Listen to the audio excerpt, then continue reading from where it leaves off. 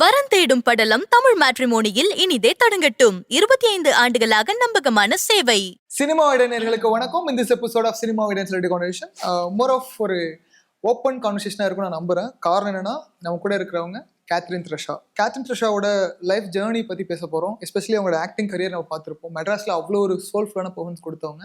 Again இப்போ கேங்கர்ஸில் சூப்பரான ஒரு டீச்சர் ரோலில் வந்து நம்ம எல்லாத்தையும் கலக்க என்டர்டைன் பண்ண போகிறாங்க. ஸோ விகடன் சார்பா warm welcome to you. I really admired your work in Madras because of people who were migrating from other places in Chennai, rooted Chennai people. They only know that their slang and their performances, the detailing of nuances in acting, correct. Even the look, even their reactions, the detailed expressions, you performed it very well. Still people are recognizing Kethi as Madras Kethi. So still people used to recognize you, Tamil audience celebrating that Madras film. So how do you see that memes and reacting that still having you? I hope you see that memes regarding Madras. Sometimes. Yeah. So how this feel? Because of working in a rooted film, the film creating a culture and delivering a reality of a life, so which is more connected to the real life people. So that film is special in your career, I guess. Absolutely. There's no doubt about it. And what makes it more special was that it was my very first film. It was my debut in Tamil. So I have to. I mean, I'm really happy that Paranjit thought of me for that role. It definitely took a lot of homework to get into that space. First of all, because the language was very new to me, and secondly, because it's not like, a typical template film, where you're just playing the role of the heroine. You have your set of stock reactions. It's nothing like that. Like you said, it's creating a whole world and a life, right? And sort of representing that life in visual. I mean, in film format. So that way, it took a lot of homework for me. And as a team, we must have spent about 2 weeks doing a workshop here in Chennai. Okay. So that I would understand, and even so that Mr. Karthi would understand. So we just spend time together, and we'd go to North Madras. I think Vyasarapari. It's North Madras. Totally Vadachennai. People used to call it Vadachennai. Yeah. So go there and spend some time there and understand things, just so that you understand. Because we lived in the housing boards there, just to understand what is your surrounding like. So how you would normally be behaving. Okay. And we'd shoot a lot at like 4 in the morning. Oh, early morning. That pipe scene and all. So 4 in the morning. So we'd report, come by around 2:33 to the location. I think completely it's a new journey for you because it was. I haven't done that again. Okay. What happened after that was I sort of got into typical heroine-y sort of roles, and that carried forward. Okay. And then I also ended up doing a lot of so-called glamorous roles, and that also carried forward. Okay. Can do that multiple layer of acting ability you have actually, but people used to look at that glamorous portions of films used to come regularly.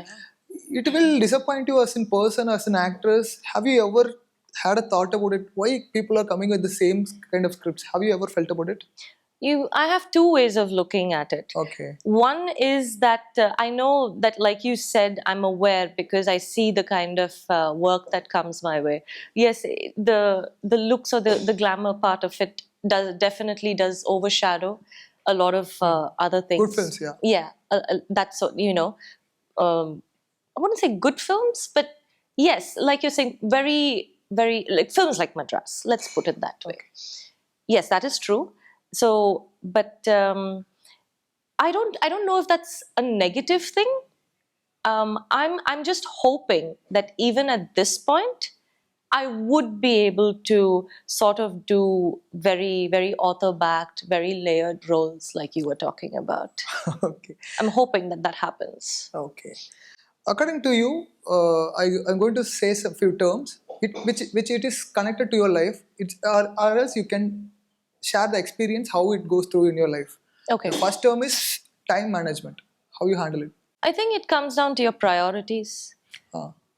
I think managing your time is all about your priorities. Whatever is on your top 3 or top 4 will take up most of your time Okay. in the day. So it depends on your priorities. Okay. Because of I got some information about you are a multitasker, like you learned piano and you are a debate speaker. So a lot of things are there. So how you That schedule was when I was in school. Okay. So you're not continuing pursuing No, I that. still play the piano Okay. every now and then. Where should I debate? Would you like to try? We can. Yeah, okay. We'll go for it then. Yeah, Yeah. I don't mind. Tell us about Tamil cinema. Let's going for a debate now. No, It's on spot. I was just joking. This Okay. is, I want to go with the flow. We can do this debate in another segment. Okay. It's good to know that you are a debate speaker. That's nice. No, I really like to debate. Oh, nice. Like, I've been told that I'd make a very good lawyer because I don't like to lose a debate. Seriously? Yeah. Oh, nice. It's glad to know that. Yeah. And second one is investment. Important. Yeah. Very important. Okay. Like, it is important to invest your money. I believe that. I mean, I also believe that you should enjoy Okay. a part of what you are making. I'm not of the school where you have to save everything. No, I think you should also live in the moment and enjoy. But saving and investments are very important. Like, at least 60% or 70% should go into your savings and Okay. investments. Nice. Anger management. Anger. Angry. I think anger is a very innocent emotion. Oh, why? See, because, the person at that point of time, like, nobody wants to have an outburst or nobody wants to be yelling or Okay. flinging something or expressing their anger. It comes out probably as an instinct. Like, the situation or whatever was the trigger was so strong that it just came out. But if you see, with any sort of a anger outburst, it slows down immediately. Like, it will just be like 2 minutes, 3 minutes of intensity. Okay. And then you see that it gets lower and lower, because then you just start realizing, okay, this is not right. Let me calm down. So in that sense, I do think it is quite innocent. It wasn't thought through. Just surpass the time. We have to be quiet. If you can manage that and still keep your calm, then yes, that is important. But sometimes it doesn't happen. And I'm talking of extremes now. You read the news and you see so many things that happen in just 2 or 3 minutes. People murdering someone else. I've been reading so much about wives or husbands killing the partner because of their Anger management. lovers, and those are all spur of the moment things. Triggering point. It's not something that they've been sitting and planning. It's something that just happened. And they reacted in that way because of it could not control the emotion. Is there any personal change in yourself? Earlier we have been a very angry person. Now become a quiet person. Did it happen over through the years? Oh yeah, absolutely. Absolutely. Oh, any personal experience you had? Continuous experiences, right? Okay. It's not one or two. It's a daily series of experiences. So Okay. now I think I am definitely much, much calmer than I was when I started out. Nice. It's good to hear, because of people used to get practice with that become a calm person, handle things in a right way. No, there's no point, right? It's just wasting energy if you're going to be angry all the time. Okay. So sometimes it's just the best thing to do is be calm. See, whether you're angry or you're calm, sometimes the situation, the outcome is not going to change. Okay. Right? Especially if it's not in your hand. Then why lose your temper? Like, okay, chill. Chill. Overthinking. Overthinking. Should be controlled, no? Okay. Not necessary.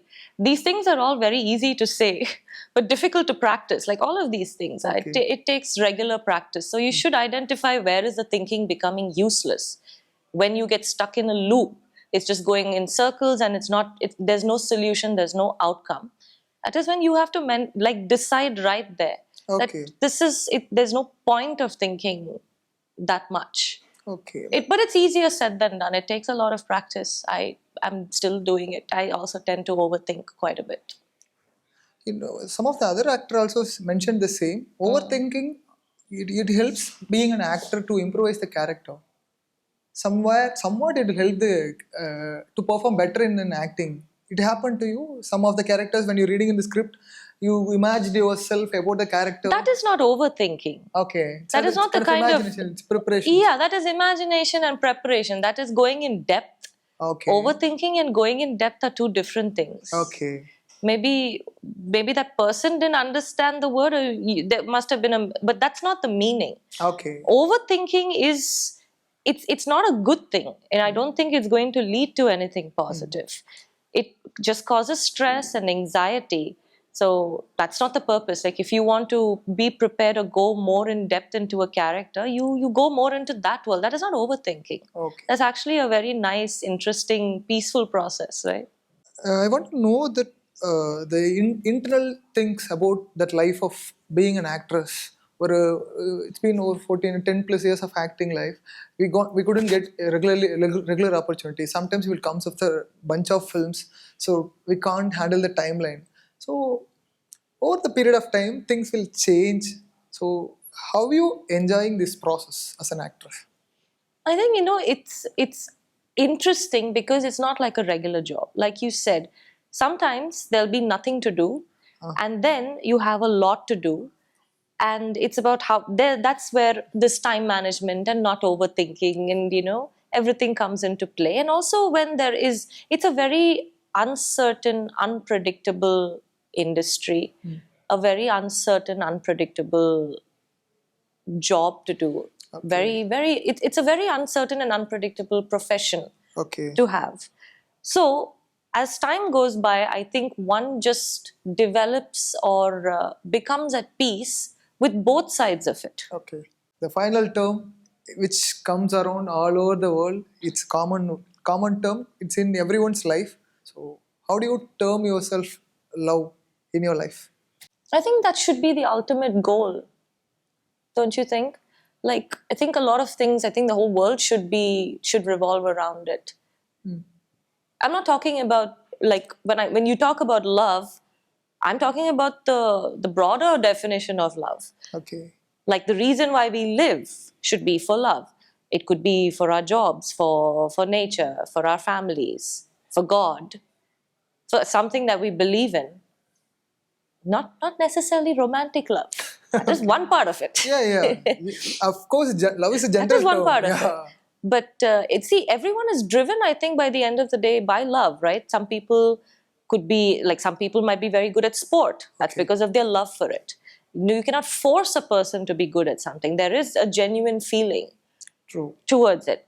Like, a lot of people who are excelling in cinema, like, for example, Vadivelu sir, I think he genuinely loves cinema. There are one or two instances in this film where he was having a very hard time shooting because we put him in a river. He didn't have to get into that river and stand there in the hot sun, but he did it. And he didn't even tell Sundar sir, no, I don't want to. He could have. Okay. He could have said, no, I will not do this. But he still did it. That comes out of love. He doesn't have to. Okay. Right? So some people love money. So they will find different ways to earn their money and multiply it. Nobody's forcing them. So I think love is the ultimate goal. Okay. And gangers, Tamil audience going to watch, especially after 15 years of combination with Sundar C sir and Vadivelu sir. Oh, absolutely, yeah. So that will be, I know it is a hilarious travel, a hilarious journey. So working with experience with Vadivelu sir and Sundar C sir, Vadivelu sir when he is on the spot, everyone used to laugh. Even that entire making team itself used to get laugh. Correct. So on the spot, you had the same feeling. Oh yes, absolutely. Okay. Like, I think Vadivelu sir, he likes to make everyone feel very involved in the process. He's someone who likes to improvise a lot, and when he improvises, he's naturally funny, so everyone's going to start laughing.